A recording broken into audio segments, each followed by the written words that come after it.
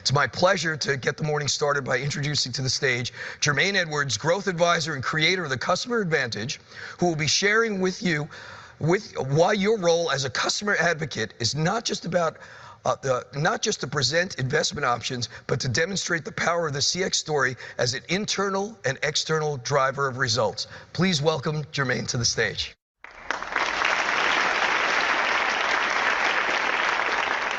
Awesome stuff. A quick caveat here. I have a very strange accent. I'm not from around these parts. I was Jamaican born, English raised, spent most of my education in Germany, and I'm actually married to a Southern belle, so I don't know what accent is going to come out today directly. But what I am excited about is really thinking about this area of CX and what it actually means for us today as professionals, as business owners, as people who are really concerned about the customer outcomes. And what I recognize today, customer experience is not necessarily just about a hot topic. What it really demonstrates is something much more profound, much more significant for us. And that is, for us today, if I move to this particular part here, is that we all make decisions on customer experience, on our experiences that we have. And I found this to be more and more true every single country that I visited. In fact, in 2019, I visited 22 different countries, looking at varying different growth projects and experience projects that were happening. And I ended my tour in a place called Senegal. Has anyone been to Senegal? Okay. I'm going to advocate different continent travels for you guys as we look at experience at a broader level. But a place called Senegal and a beautiful place called Gorée Island. And in Gorée Island, I met a guy named Steve. And Steve actually ran a beautiful, I guess you can call it sand paint art studio. And while I was with Steve, something clicked in my mind as we were having these conversations, and I was seeing people coming in and out of his store in this hut, literally a hut sitting on the side of a beach. And he had literally tens of people going in and out of that store. Something clicked in me, and I began to see what we're going to actually talk about today, which is there are three stories in the minds of our customers that CX has to begin to think about much more pragmatically, and we're going to look at those directly.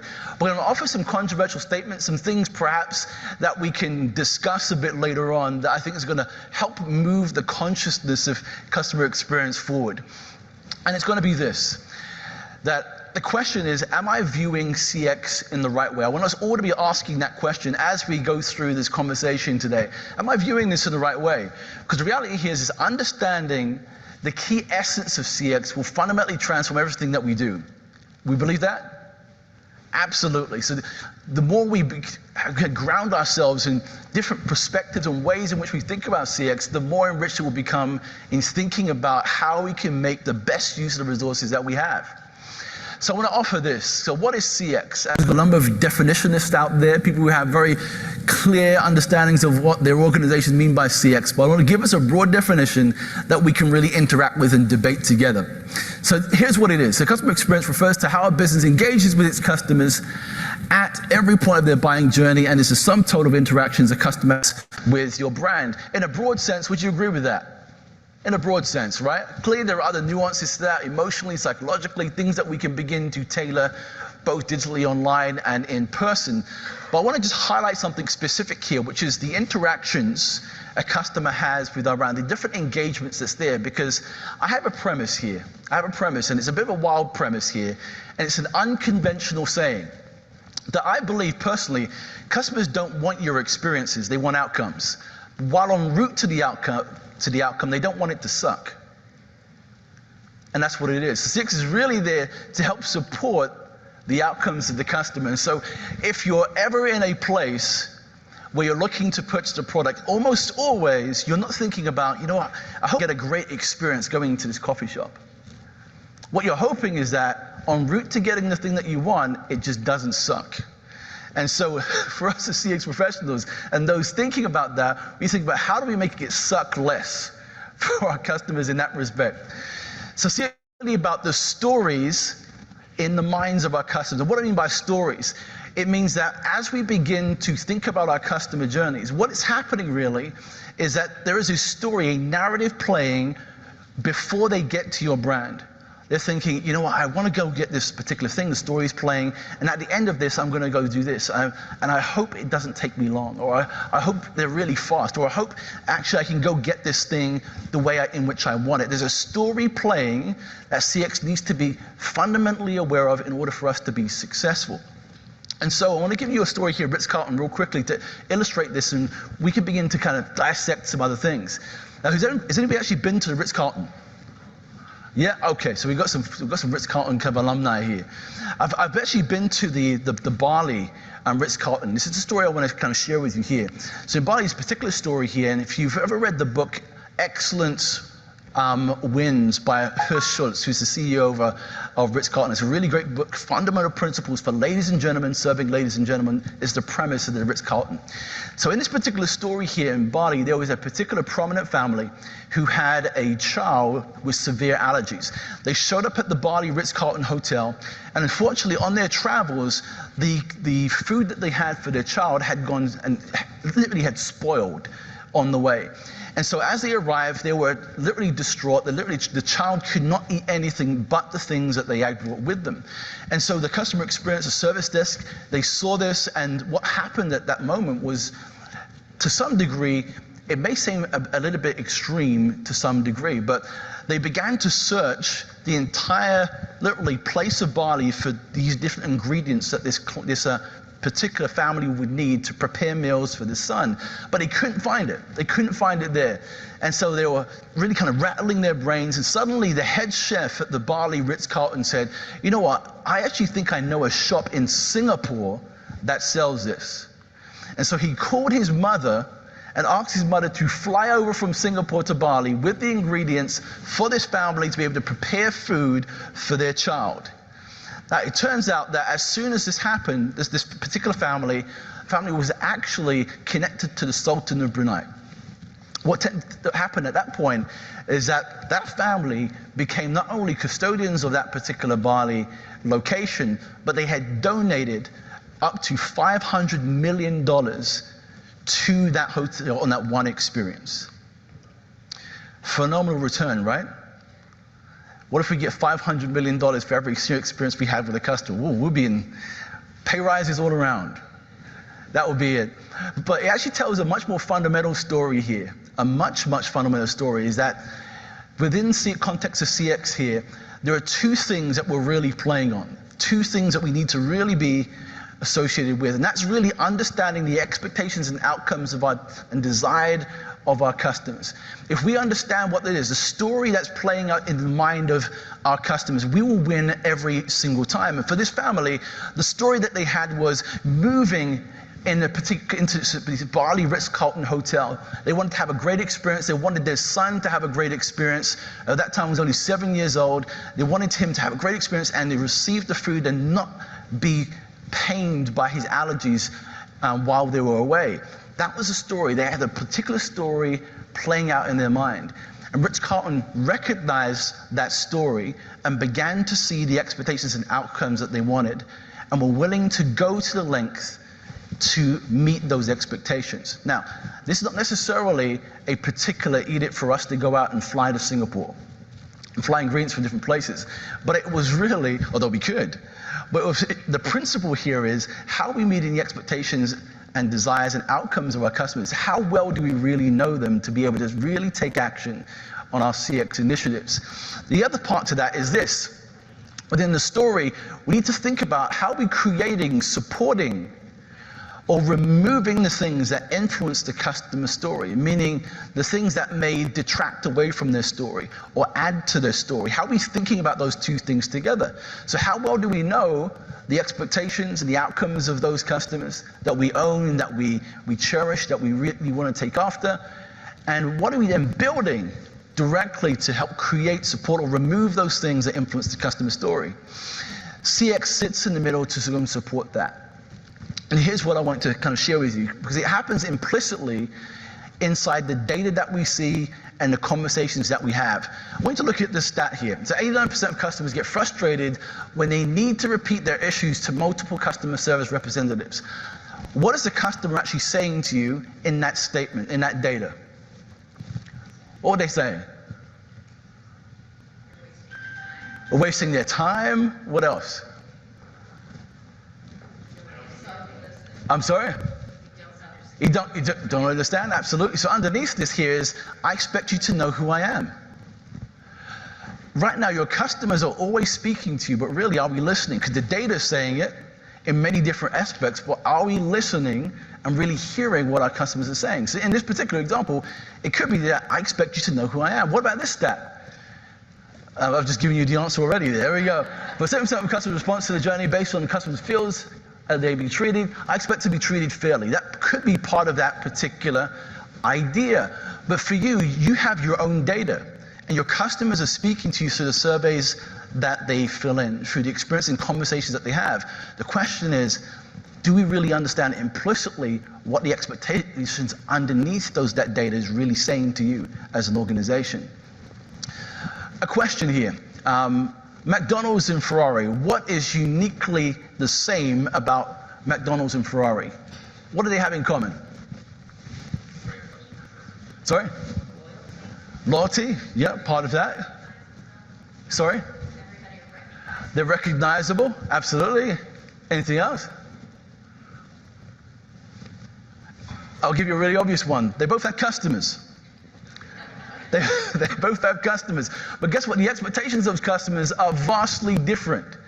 And here's what it is. Oftentimes we will hear case studies from varying different places. The reality here is this, is that the expectations of our customers are going to be vastly different.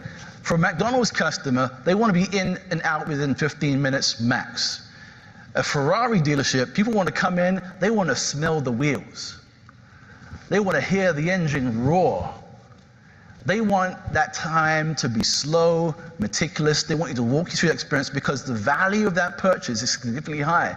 But even if they don't buy anything, they just want to know that they've been in a Ferrari. Most people here aren't bragging that they went to McDonald's yesterday, but they would if they went into a Ferrari dealership and sat inside the latest Ferrari. So knowing your customer expectation is super important. So here's the magic question. Here's the magic question for you guys. This is it. Are we building the experiences that we have for a client we don't have, or are we building a better experience for a deep understanding of the clients we do have? Here's what I mean by that. If when we come to places like this and we begin to see the case studies that are out there and we begin to apply practices that other people are doing for their customers, we're actually building something that's actually for a client we don't have. We have to first start at baseline with our own customers and say, how do we build this for them? And then out there, we're not looking at best practices, but we're looking at our best principles, or the principles that we can move into our business that best supports where our customers are moving to, how we best go and solve and support for them directly. And so here's what we're going to explore together. I'm going to give you three important stories that we all need to be aware of directly. And we're going to look at those things. We're going to break them down. Then we're going to look at three powerful investments that come along with those stories. And at the end, I'm going to give you a single action that you can take, that will be the single most important action you could ever take as a CX professional. So here's story. Story number one is the story of your customer's relationship with your product or service. This is story number one. So greater CX returns, this is my belief here, are directly correlated to its ability to help your customers get more of what they want. If CX isn't doing that, for me, it's not really fulfilling its entire purpose for your business. They're not getting more of what they need and want through that experience. And so here's what it is. 94% of customers who have a low effort experience have a company, will buy from that company again. What does that mean, kind of low effort? When you hear low effort, what does that mean to you? I'm sorry? They need it easy. What else? It didn't suck on the way. I love that. What else? So here's what, it's in principle here, when we think about low effort, what is the customer really saying to us here? The customer is saying, not necessarily that I want it necessarily to be easy for me. I need to apply the exact appropriate level of energy, resource, and effort to get what I need. The appropriate, and so that's going to be different for your customers in different areas. For Ferrari dealership, going back to that, the appropriate level of effort is actually staying there about an hour. They recognize that it's a time expense that is tied to that kind of brand experience. Whereas McDonald's is actually really quick. And so it's designed in that way. So you need to figure out what is the appropriate amount of energy, time, resources is needed for that person to get exactly what they want. I'm not sure if you guys have read this book by Richard Brandt named One Click of the Amazon. Has anybody read this book? Yeah, so it's actually a really great kind of biopsy in some sense of the whole Amazon journey. But there's a particular phrase in here Brandt kind of captures from Jeff Bezos. It's this: the site had to be simple, fast, and intuitive. Now, it seems like a really just trite statement. Oh, simple, fast, and intuitive. Of course, things need to be simple, fast, and intuitive, but actually, this statement alone has made Amazon one of the most successful brands in the world. Simple, fast, and intuitive. Let me offer you this particular story. It's back in 1997, a guy named Perry Hartman, who's a senior programmer at Amazon, was sitting at lunch with Jeff Bezos and a guy named Sherry Kaplan, who was the software engineer at the time. And Jeff Bezos was looking at Amazon. They were selling books at the time, 1997. They haven't really kind of broadened horizons as much as you see today.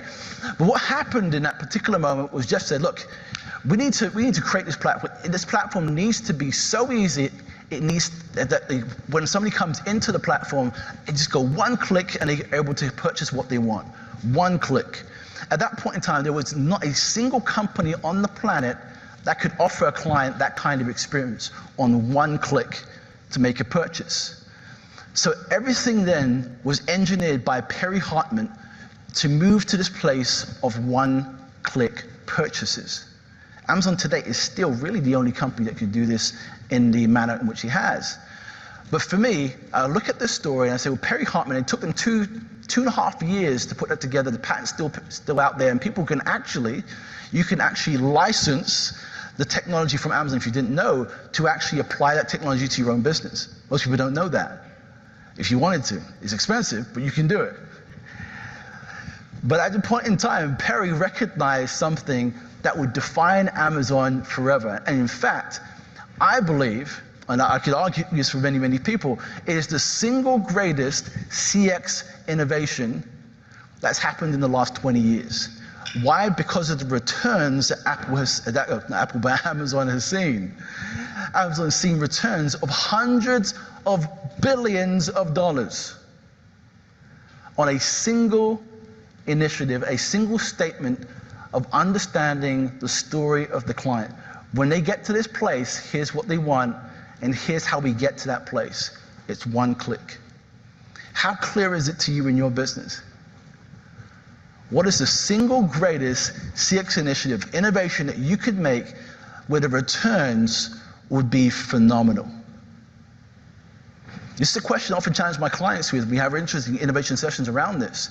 But the question here is, investing in effort is where you should be. Investing in effort is where you should be. And it's going to look different for different organizations. But once you begin to think about the premise here of the story of the appropriate level of energy, actions, and resources for a client moving to get the outcomes that they want, all of a sudden you begin to unlock something that is brand new. Because the reality here is this, is that if a customer can get more of what they want in the expectations of the things that they believe is appropriate for them to go get it, they will come back again. It's irrefutable now. The data has shown it. Amazon showed it in many different regards. But investing in effort is the place where you guys should be. I'm happy to answer questions later on about this. That's the first story, the story of your customers with your products and services. And investing in effort is my recommendation in that area. Story number 2 is the story of your customer's relationship with your company. We might start talking about brand here a little bit. But let me talk about merry-go-rounds for a moment. So I'm a dad of 6 and 1 on the way. We have another beautiful baby girl turning up in August. This is my youngest daughter today. This is Carmen. She loves merry-go-rounds. But more than anything, when I say the word zoo, she knows that merry-go-rounds show up at that place. And so whenever I mention the word zoo or places the zoo, she goes, oh my gosh, I know exactly what's going to happen at that point in time. We're going to have so much fun because we'll be spinning around in a circle on a large giraffe for a very long time. And that's what she enjoys. So the question here is, when you think about associations, what comes up? What are your customers most excited about when they show up at your company? What are you most excited about? When you think about your business, they go, oh my gosh, this company is a company that saved my life. I spoke to somebody who's doing some life-changing work in the diabetics field. What are your customers actually saying about that when they show up to your particular company? Because companies with excellent customer experience outperform their competitors by 80% in terms of revenue growth. This doesn't happen by happen chance. It's an association that's happening with your brand based on the consistency of what you have and what you deliver. So let me give you another story here coming up of Apple here. Now, many of you guys may not have retail stores necessarily, but the principle still remains. The retail store industry is still largely competitive. People are not necessarily hitting the streets in the same way. But the reality is that the store is not necessarily a place that Apple sees people just going to buy product. They actually see it as more like a gallery, more like a museum, a place you go of seeing artifacts and trying things out. But the store is not the point. The soul of Apple is actually the people that they meet going into the store, and they have specialists out there. People you can ask to try out different products and will answer your questions. But it's even more than that. That in the Apple Store, what you see is a consistent alignment of an understanding of what the company wants to be to their customers. And so I'll ask you this question. What do you think Apple is trying, well, I guess I'll say it in a different way. Apple as a particular brand, what do you think they're trying to be to their customers? It's an odd question. What do you think they're trying to be to their customers when somebody walks into their store? Exceptional. Sorry? Exceptional. Is that what you said? Yeah? Okay, yeah. Experts, yeah. Anything else? Essential, yeah, absolutely. Technology made simple. Technology made simple, that's quite a phrase. I like that. Are you from Apple? No. That's very specific. So I'd say this, and having kind of worked with a few executives that come from this particular area, here's what they're trying to be. As somebody who comes in through the door, what they're trying to be is a memory. A memory to people. When you come in, they're trying to be a memory. I want you to store Apple as a memory in your mind. And so this comes actually through this principle of the Apple steps of service. Have you come across the Apple steps of service before? Yeah, absolutely. So here's what it is. Approach customers with a personalized warm welcome. Probe politely to understand customer needs. Present the solution. Listen carefully for issues and concerns. End with a fond farewell and an invitation to return. This doesn't sound like much at all. Each of us, I imagine, at some point has spoken with our customer service reps and we've said, look, these are the ways in which we want you to go out and engage customers. But here's the difference between perhaps people like Ritz-Carlton Hotel and Apple and so forth, is that the Apple steps of service isn't necessarily about just following a rote script. It's not about that at all. It's actually about this. The goal is to make the next decision to continue with you easier. The goal is to make it easier for you to make a decision about continuing doing work with us. That's the whole purpose of it. The whole purpose of those steps, the whole purpose of you getting information in front of your service reps and helping them, teaching them to engage with your customers, ensuring that there's consistency across the board, is to make it easier for your customers to make a decision with you. Every single time, is to make those memories more consistent. So here's the investment I want you to think about. I want you to invest in alignment. Investing in alignment is probably one of the most challenging things we could do as CX professionals, is getting people to really understand what it means to get alignment across our organizations. Thinking about that practically, pragmatically, getting our people aligned with our technology. So as much as we talk about this digital explosion and the transformations that we're all going through, our people still matter.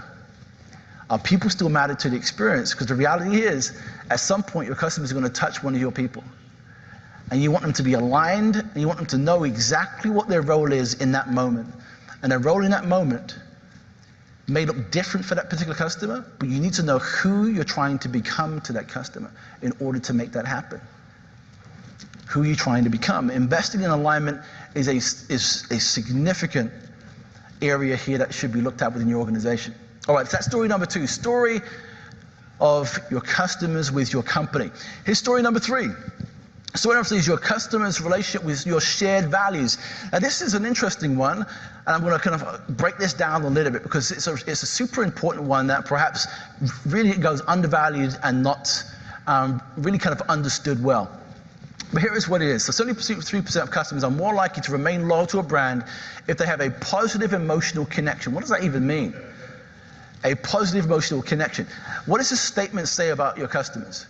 Potentially your customers or any other customers. 73% of customers are more likely to remain loyal to a brand if they have a positive emotional connection. If feelings, absolutely, yeah. Anything else? Relationship? Indeed.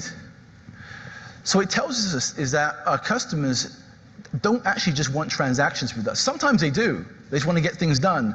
But for the most part, they actually want to know something specific, that you care. And that they have the relationship with you to actually want, the desire to want to continue to do that relationship with you. In fact, Thomas Shoes does this very, very well. So we shopped at Thomas Shoes? Yeah? Okay. So we have as well. So I want to give you a this example because it's really interesting. So when it comes to shared values, for me shared values is perhaps the most powerful way in which you begin to connect emotionally with your customers. Now for Thomas Shoes, when you purchase a product, you're not just purchasing a pair of shoes, you're actually giving shoes away to a child. When you purchase a pair of glasses, you're actually giving somebody's sight. Just imagine that. For every single purchase somebody's making, they're actually changing a life. It changes the psychology of the customer and their view of your company immediately. But this is more than just the purchase of a customer or the purchase that a customer makes with you. What Thomas Shoes is not doing is saying, join me. They're saying, let me join you in being the thing that you already are, which is you're generous. They've labeled something with their customers, saying generous people, we want to attract generous people to our brand, and people who are generous will do business with us directly. And so for you, are you understanding the values of your customers? What do they actually really value? This doesn't mean necessarily completely reinventing your values or thinking about that. It's about asking the question, what do our customers value, and what of our values can we make more prominent that is directly connected to the things that we do? I'll give you another example here. There's a particular coffee shop that's back in London I used to go to, a place called Mum's Pop Shop. That was it, Mum's Pop Shop. It was a place in a place called Islington. And in Mum's Pop Shop, what they had were these particular areas in the shop where they had these standing kind of vertical pillars, almost like similar to this. And the vertical pillars, they had these option boxes. And the option boxes are, would you like to pay something forward to somebody else so they could taste the thing that you like most in the store? So you can literally put in like $1 into this box for somebody else so you can gift it back to somebody who may not have tasted something you really like. And they had these other boxes that were in there. And the whole idea here, they had a big banner on top of that particular box says, we care about giving back to the people who can't afford what it is that we do. And so what will happen is on a Thursday, they'd invite people from the street, literally from all across, homeless people and so forth, and they have these particular days where these homeless people would come in and they'd serve them based on what was gifted to them in those boxes. And so they'd pull out the dollars and they'd say, hey, this is what Andy said you'd really like. And Andy would pay for these donuts, and they'd hand out these donuts and so forth. What they were really saying is that we want to be a community-centered organization. And so they invited people, not necessarily to join them necessarily, but to do the things that you already would do in your organization or for you personally. So being generous, or the shared values here, is an important distinction here that we have for organizations to think about. What are we inviting our customers into? Or what could we join our customers in doing that they already value themselves? Investing in connection is the place that you want to be. Investing in connection. Making sure that your customers know that you value the same things that they value. And you can make that clear and transparent and able and connected with them as they have these conversations and they connect through that CX journey. So a bit of a recap here before I give you the single most important action here. We ask some questions. So CX is about story. It's about stories in the minds of your customers. It's thinking about the outcomes and the expectations that they have and then aligning them and making sure that we can remove or we can add to or support to the things that are most important to them. The other part of that is investing in effort, alignment, and connection. For me, is single things that you can begin to do that actually drives significant outcomes and lifetime value. We've seen this happen over and over again in projects that I've done. But the single most important action, I want to give you this because I think it's important. I mentioned Steve earlier in these 3 stories. So I wanted to give you exactly what this looks like. So this is a story laid out. Story number 1, story of the product and service. I was there with Steve, literally working in the sand with him, looking at the pictures. He was asking me questions, and we were working through this particular thing with the product. And as he was asking me questions about what things I care about. So I said, family is super important to me. Family is super important to me, and we had this really great connection talking about family. And then Steve and I, we had this really interesting conversation, just talking about what it's like to be somebody whose profession is the sand art industry and working with tourists and having that connection. I got to understand his mission and what he was up to. But most importantly, I wanted to look at the story in the middle. And that picture, this picture here is the most important part. This one right here. Can you see how many figures are in that picture?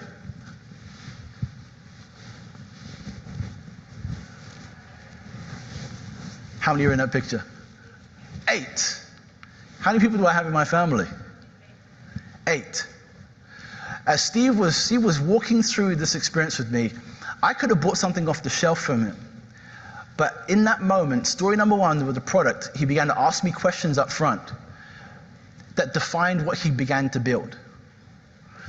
Then we started having more conversations about his mission, where he was going, and talking about family. But then at the end, we had this product that showed exactly that process that we went through, but showed that he cared about the things that I was saying, and he wasn't just painting something arbitrary and non-valuable to me, but he painted something that reflected the very conversation that we were having. And that became a visual representation of our relationship together. At the end of your customer experience journeys with your customers, they're going to see a picture. And they're going to ask themselves the question, do I see myself in that? Do I see myself in this picture? Was this really about me, or was this about them? They're asking me questions, yes, but it sounded like I was just helping them do something rather than helping me do something. So the question here is, do your customers see themselves in the final picture of your CX journey? Here's the single most important action you can do. Make your stories seamless. Make it so that the things that you do in the journey of your customers end up showing the picture of them being the center of that story, not you as the company, not you as the brand. So we have to be really careful with the questions that we have and the questions that we ask. Because here's the reality here. Every experience either enhances or erodes trust in the stories of your customers. This is what it is, and it's the challenge that we have as organizations. Every experience either enhances or erodes trust in the stories of your customers. So my commendation to you, my challenge to you guys, is to make sure those stories matter.